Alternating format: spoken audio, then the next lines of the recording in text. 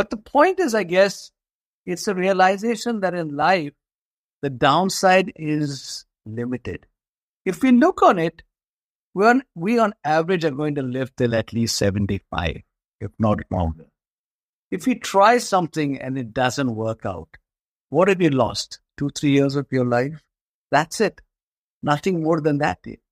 So we sometimes get stuck in worrying what happens if things go wrong. I think we should just focus on, ignore that to some extent, because if you have confidence in yourself, which I have, you'll never starve. You'll never be on the street.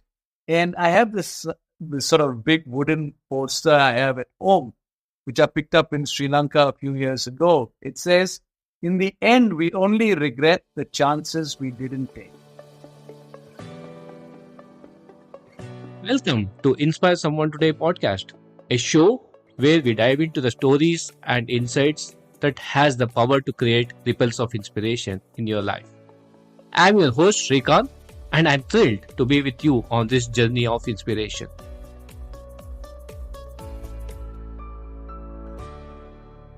Hey, my dear listeners, welcome back to yet another episode of Inspire Someone Today, wherein we bring in folks across different walks of life who are inspirers in their own might. And this channel is all about creating ripples of inspiration. Today, we are joined by Luis Miranda. So Luis is an alumnus of the Chicago Booth, HR College, and the St. Joseph Boys High School. He's also a chairman and of the board and co-founder of the Indian School of Public Policy, chairman of the Center for Civil Society and Coro, and a co-founder of Take Charge, a mentoring program for Catholic youth in Mumbai. It's an absolute joy to have Luis on this episode of Inspire Someone Today. Luis, welcome to the show. Thank you, and thank you for the invitation. Luis, going through your profile, such a wonderful journey that you had. And one thing that caught my attention was the reference to a point called as you're a dot connector. And you're a dot connector and you're somebody who challenged the status quo, who challenged in the famous lines, the road less traveled. And you are one who not only kind of went down that road less traveled, but you're also influencing a lot many folks to kind of go down that path. So walk us through what was those flashpoints in your life, in your journey, what made you to kind of go down this path? Thank you, Shrikant. So I guess the first point is about connecting dots. And this sort of nirvana hit me maybe about 10 years ago when I sort of realized that my core competency was really being able to connect dots. I'm never really the smartest person in a room. I'm not the most tech savvy, etc. But I can connect people. And I just realized that that's my strength. And as we've learned in life, that you got to focus on your strengths and make sure that your weaknesses are at least mitigated to the lowest common denominator. But really focusing on my ability to connect dots, that's when I realized that I'm a dot connector here. So that to me is what I've done. And back at my life, my entire working career opportunities that I've done have been because someone has come and told me, Lois, why don't you try that? So there was a movie many years ago with Tom Hanks in it called Forrest Gump. This guy was a chap who just happened to be sitting and getting a whole lot of opportunities that came his way just because he happened to be at the right time, at the right place. And I think I've been that here. So part of the reason why I got those chances was because people of the network that I had, and people were saying, Louis, why don't you try this? Louis, why don't you try that? And that's something which I've realized has created a huge amount of opportunity for me. So I've done crazy things because of something that I learned at Chicago also, which was challenge everything. And we basically were told that just because something is working doesn't mean it's right. So when I was coming back to India in 1989, it was a tough time. It wasn't easy getting a job in the US. I took this job, which was the lowest paid job in my graduating class, just because of the opportunity that it had. And again, that the reason I went for that meeting was not because I wanted to come back to Citibank in India, because it was a free trip to New York. And so I came back, I went over there. And by the way, I used to work before that in KPMG in Dubai. Just to show how old I am, it was called Pete Marvick at that time here. And I was in PwC earlier, so my background was all accounting. And then I go into this interview, which I'm semi-drunk now because I had a lot of drinking the previous night because I wasn't interested in that interview. And this guy from Citibank India, Jaidev Iyer, asked me 5 minutes into the interview, Louis, what do you think about marketing foreign exchange products in India? That was one of the most life-changing questions I have ever been asked here. And my response in this interview in New York was, I have no idea what you're talking about. And then I spent the next 11 years of my life doing this. So to me, that sort of was a life changer for me. And then similarly, when I moved to HSBC, it's because of a chance conversation I had with a colleague, getting into, being part of the startup team at HDFC Bank was again a call that I got saying, Louis, we're starting a bank. Are you interested? Similarly, moving into private equity was again Mohandas Pai saying, Louis, you should talk to Louis and telling some people. And that's how I got into Chris Capital, a second startup. And then I reached out to Deepak Parikh, my mentor. And that's another thing about having mentors in life. That's important. And Deepak said, Louis, why don't you, we've got a mandate to set up an infrastructure equity fund from the government. Why don't you set it up? And I said, sounds good. It was another Forrest Gump moment. I've never made an investment in my life and I knew nothing about infrastructure at that time. And here was I setting up India's largest domestic fund at that stage. And then again, starting the Indian School of Public Policy, my fourth startup is again because Parth Shah, my co-founder, he said, Louis, why don't we set up a school? And that's what happened. So to me, it's looking at crazy opportunities and saying the risk is limited on the downside. The opportunity can be fabulous. Let's go work on it. How fabulous, how fantastic that journey has. And you've been very humble to say the right place at the right time. But I'm sure there are other ingredients that goes along with that. It's just not the right place at the right time. It's also right attitude. It's also having those right set of people around you. Where did all of this conviction and confidence stem from? How did you kind of make yourself ready for those kind of opportunities when those opportunities presented? Honestly, I don't have an answer for that, Shrikant. I think it just happened. And, I look back, it's not that in my family there was this entrepreneurial streak. And even when we started HDFC Bank, we never called it a startup. Those words didn't exist. We did call it entrepreneurial, etc.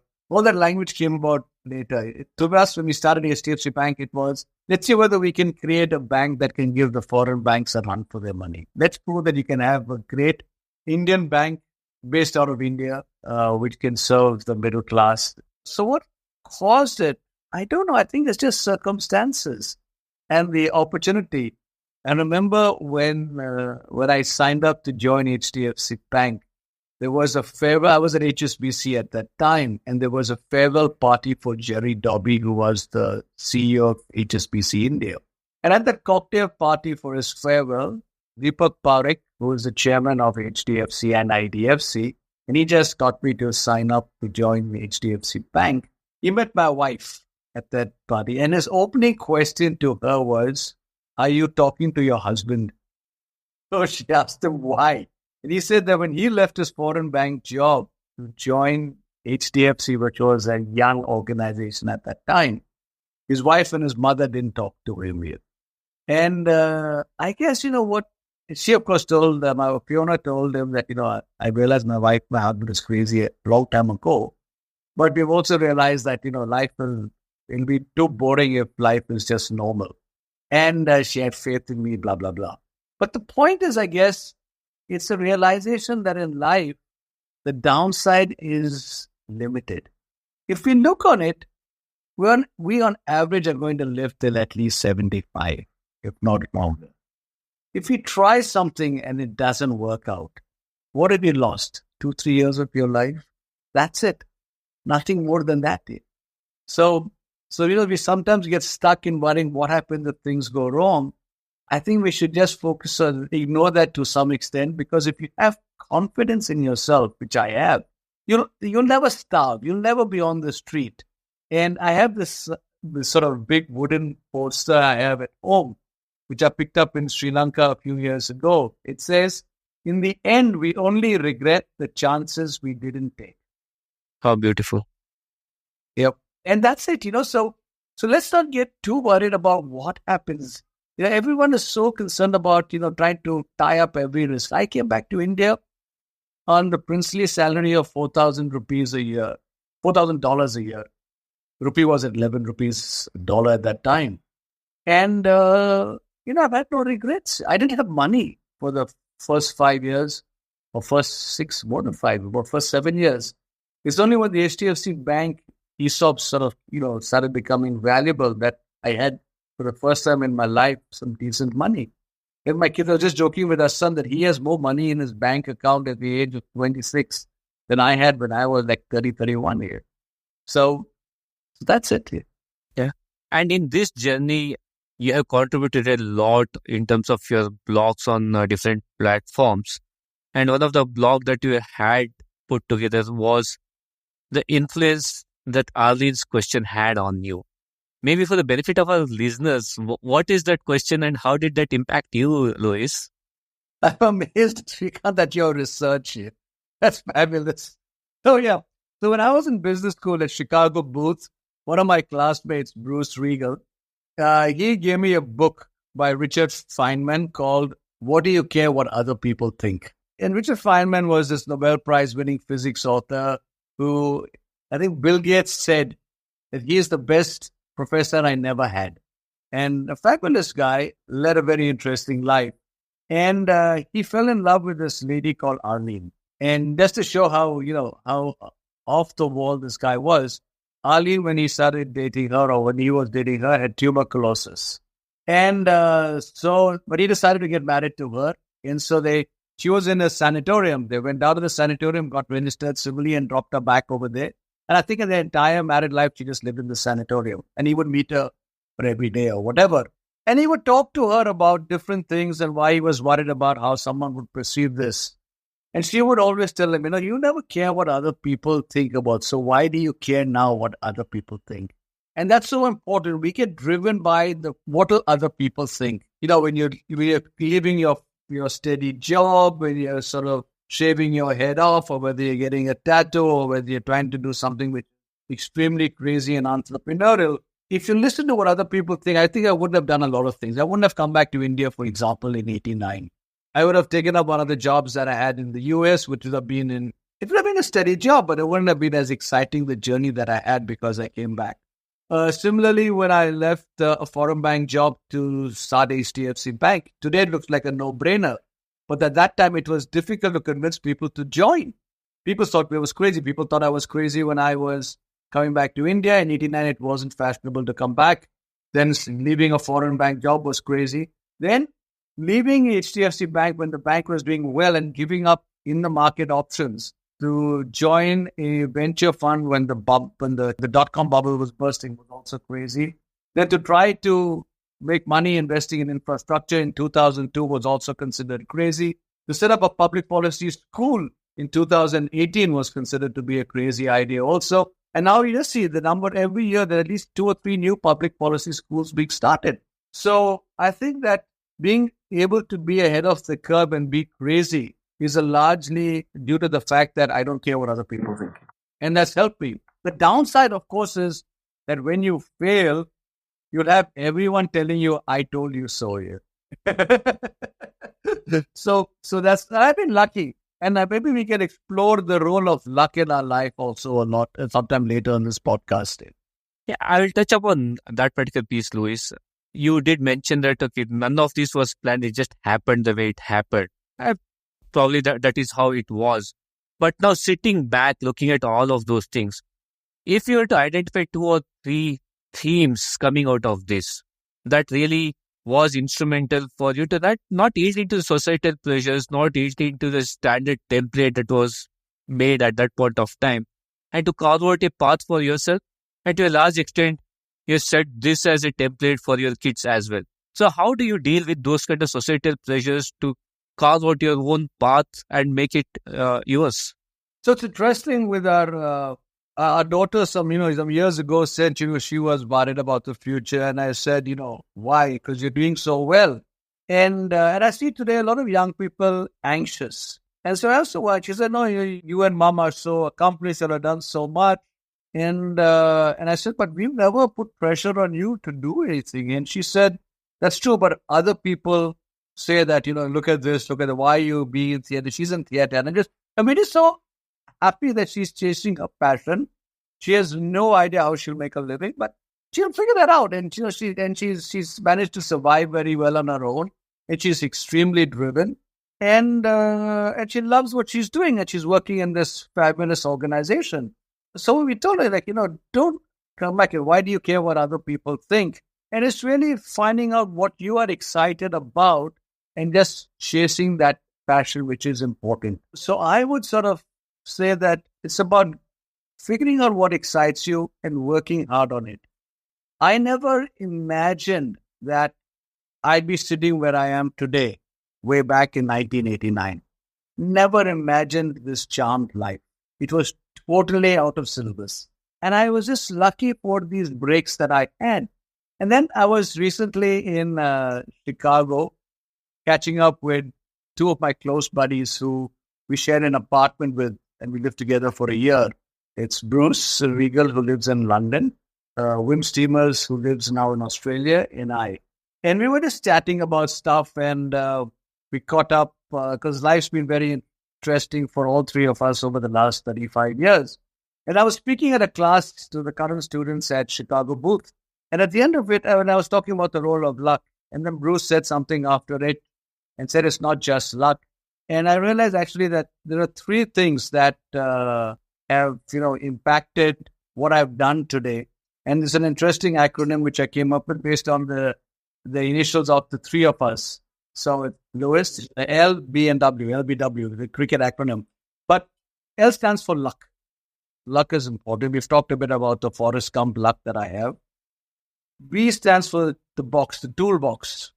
And that's important. The skills that I learned, the things that I learned when I was in college, being a chartered accountant during the CA course, the things that I learned during my articles, and then what I learned at Chicago Booth, and then the experiences that I gained all through my life, whether I was in the treasury, in the banking, whether I was in private equity, whether I was in the nonprofit space or in the public policy space, all of that. So the toolbox is the second thing that is important.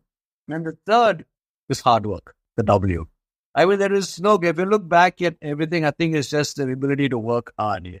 As I said, I'm never the smartest guy in the room, so I can't do things brilliantly and read something and come up with a smart thing. I have to work hard, and I've done that all my life.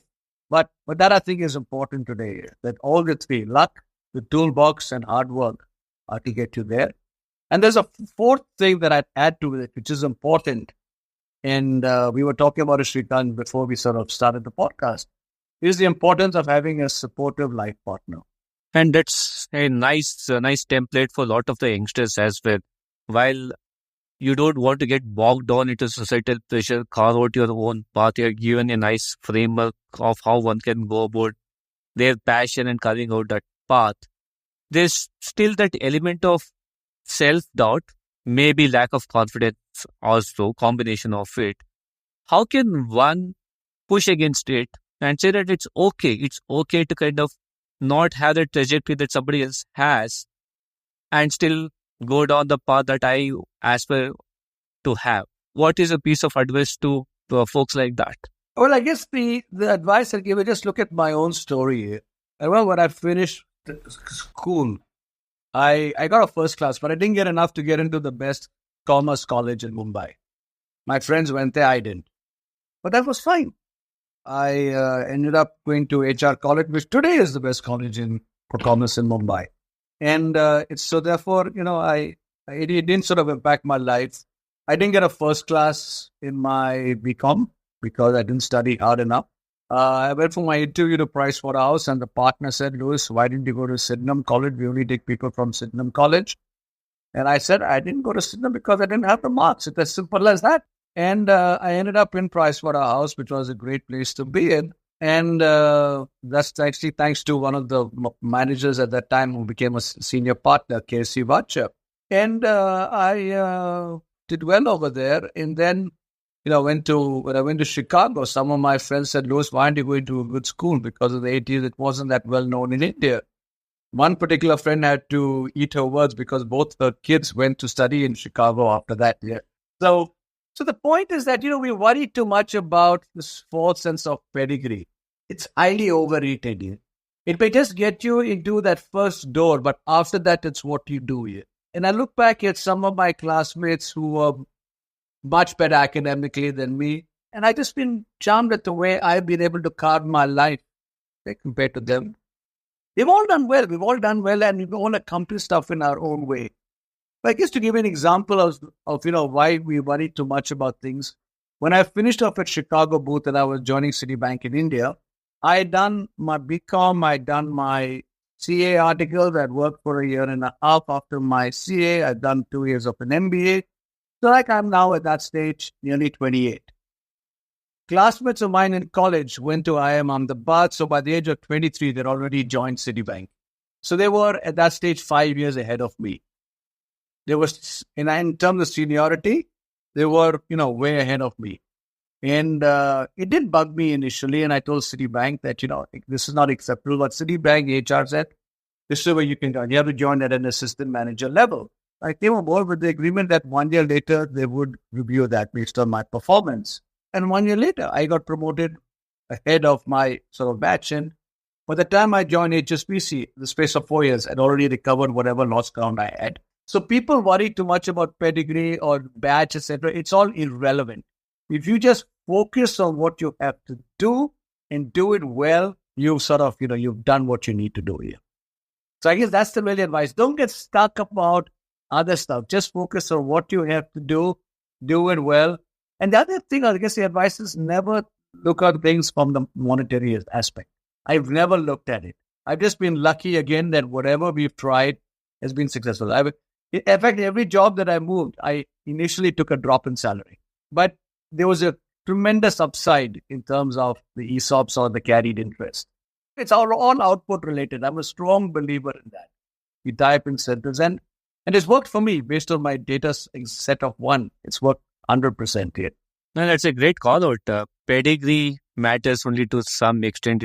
Ultimately, it is what the individual has to do with what opportunities that's been presented to them. With that, Louis, again, if you look at your career that has spanned across sectors, across different organizations that you have worked with, you're on the board of many companies out there. How do you straddle? How do you kind of strike that balance between what you do in terms of your own current setup now, the Indian Institute of Public Policy, to your role on the boards, to many other stuff? What's the secret sauce there? So my family jokes about my addiction to Google calendars. Like they joke about everything that I do has to be put onto the calendar. And honestly, that's the only way for me to know stuff. Like to give an example, just before this, I had told one of the scholars we have at ISPP, she's in town, so I told her I'll meet up at 11 o'clock. And I had forgotten to put it in my calendar. And if it's not on my calendar, I'm 99% sure I will forget about it. It just happened that someone sent me an email about her at 10 o'clock. And I said, oops, I think I had to meet her. And I sort of immediately checked up my messages with her and realized I was supposed to meet at 11. So that's one way. I'm involved in too many things that there's no way that I, with my limited memory capability, can remember stuff. So it has to be on the Google. The Google Calendar is one. The second is lists. I have lists and I have lists and I have more lists. And that's something which I do. Because, and then I have stuff on using technology, and then I suddenly realized that the key things I need to do, I need to put on a piece of paper and review it daily. So I have that. So it's really lists and Google calendars, which help me figure out stuff. And then during the pandemic, something strange happened because I suddenly realized that I was in back-to-back meetings because now everyone assumed that everyone is sitting at home having nothing to do. So we were just filling up our time with meetings. And earlier when you have a meeting, you'd have a breathing space of 15 minutes between a meeting, or you have to travel to someone's place for a meeting, you'd have a gap of an hour. Now it's bang, bang, bang. And I suddenly realized that I'll do 3-4 meetings in the morning, 3-4 meetings in the afternoon, and then you're exhausted because you've not had any time to assimilate what's there. So I've now created slots. So my assistant, Loretta, she came and told me, Louis, you need to block out time. So in my Google Calendar again, there are slots which are just blocked out for me to sort of read or to just take a break. And that's sort of, if anything has to come up in that time, she checks with me first before giving up that space. So that's important to do, is to have that here. And now we sort of, suddenly realize that we get stuck somewhere on social media. So some time back, I moved Facebook right to the back of my screens of my phone, just so that I'm not tempted to look on it. And then about a few months ago, I got onto Instagram. I suddenly realized that that's become a thing. So I moved that just this morning back out, because otherwise you sort of realize that you start on something and it's so addictive that you get stuck on it and you go down this rabbit hole. In fact, for our 25th wedding anniversary, our anniversary cake was in the form of a Google Calendar page of the date that I got married on 25 years earlier. And what I would have done if I had a Google Calendar at that time. Very creative. So as we check along, Louis, you had fantastic run in building a lot of organizations. You mentioned about HDFC, IDFC, now the Indian School of Public Policy. So all of it means working a lot with a lot of the youngsters, dabbling your own self into the startup environment. What does it look like building a company? And what are some of the lessons that you have learned working with a lot of these dreamy-eyed entrepreneurs? I've been lucky that I've actually had the chance to work with some fabulous people and learn from them. People like Aditya Puri, Deepak Parikh, Nasser Munji, Ashish Dhawan, and more recently, Parth Shah, who started the Center for Civil Society, and my co-founder at ISVP. So when I look back at all of this, I think to me, the biggest lesson that I've learned in the startups that I've been involved in is there's only one word which is important, and that is execution. Just getting it done. Strategy, we spend too much time on strategy. There's a lot of talk done about stuff like what should we do, market analysis, etc. And everyone does that. But I think what differentiates us, a successful company, from other stuff is just that focus on execution. At HDFC Bank, we were never the sexiest bank. We never came up with the sexy derivative products first. We never came up with, I think even with credit cards, we were not the first out over there. But when we did it like a machine. And I think that's what's important. There will be issues with service, etc. people have, and that'll always happen. And that's a challenge when you become too big. But just look at the market cap of HDFC Bank today, $157 billion. We never imagined that. At least I never. If I had known that, I would not have sold my stock so early. But the fact is that, what Aditya and the team built up and now Sashi is doing is phenomenal. And I think for him to take over from such a strong personality like Aditya is tough. And, and Sashi, now you see the stock is back to what it was at its highest level today now. And it's taken him some time, but I think the bank is in very safe hands here. So I think execution is the key thing over there. And when you look at execution, there are a few other lessons that I've learned from it. And maybe we can just go through that long list. One is to get a great team. I think what we put together at HDFC Bank and at IDFCP and at Chris Capital were fabulous teams. It's not necessarily that each one had that experience. To me, I'm a classic case. When we started IDFC Private Equity, I had no experience in investing. I had no experience in infrastructure. And look at that. And Deepak said, Louis, why did you do this? I think it was a risk that he took. And I think that's what Deepak's skill is, to be able to identify people we can empower. And Nasser, he told me to speak to Nasser, and Nasser really gave me a free hand. So therefore, the lesson from that is also that prior experience, in my view, is highly overrated. I had no prior experience to set up an infrastructure equity fund, but I had attitude. I would work hard, and I had the toolbox. And that's important. So basically building up a team with the right attitude is important. The second, and this is a lesson for a lot of entrepreneurs, don't ignore risk, financial control, and compliance. You can create a big entity and you can destroy it. And I think recent times have shown how so many fabulously great startups across the world have imploded because they've ignored risk, financial control, and compliance. It's so important. HDFC Bank, I think, did that very well. IDFC did that very well. And we did that because we believed that was core to what we did. I think the other lesson is leverage any benefit you can. Whether it's in HDFC Bank, we're going to use the word HDFC in our name. And that was an issue. The guys at HDFC were concerned that these bunch of foreign bankers would come in and destroy the brand of HDFC with our crazy attitudes. And we instead, and Aditya said, if you don't give us the name HDFC, we're not starting the bank here. And that sort of created the benefit. So, or whether it's the networks you have, the introductions you have, all of that is important. So to leverage whatever strengths you have is another important point. The fourth thing I talk about is low cost. All these organizations that I've been in, we've not been extravagant. We haven't wasted money on a lot of fancy sort of structures and facilities, etc. We've been able to sort of keep costs at a low level and build up and focus on building up great organizations.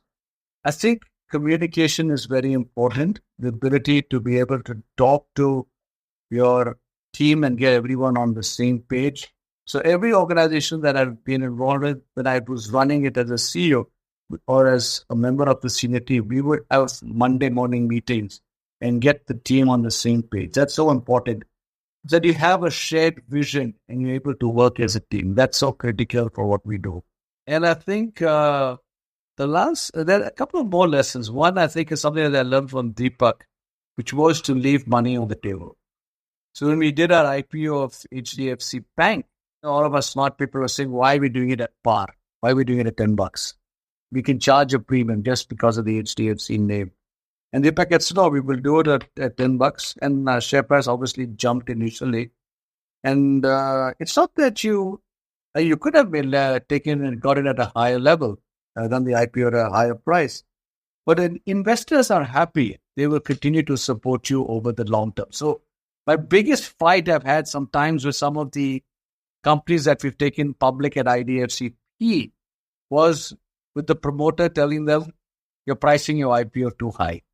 And they'd say, but listen, you also make money. And I said, please understand that I may own 10% or 15% of your company and I will exit soon. But you own 85, 90% of the company, or maybe after the IPO, you own maybe 70%. You have to consider about what your value will be 10 years later, 15 years later. And if you destroy investor sentiment at the time of your IPO by pricing it too high, you're finished. So leaving money on the table and letting everyone share in your upside is so important. Investment bankers get slammed if the post-IPO price jumps up too much. My point is, there's nothing wrong with that. And finally, I guess the last thing is avoid setting up a bureaucracy as you become bigger. I get so irritated, even with small organizations, we become bureaucratic. Just go across and talk to people. That's so important. I guess that's some of the lessons that I've learned. Well, these are great lessons. I'm sure people who are listening to it and who are on the entrepreneur route would take cognizance to this. Let's wrap of part one of this two-part series. I hope you loved this conversation and some powerful messages out there. Like Luis mentioned, in the end, we only regret the chances we didn't take. And I'm so glad we took the chance to have Luis interviewed on this leg of the podcast. And what really matters is not what others think. That's the essence of what Luis mentioned. And also some elements around what brought him to this point of life and success. Very nicely coined by his three friends, LBW, that is having luck, thinking outside of the box, and there is no substitute for hard work.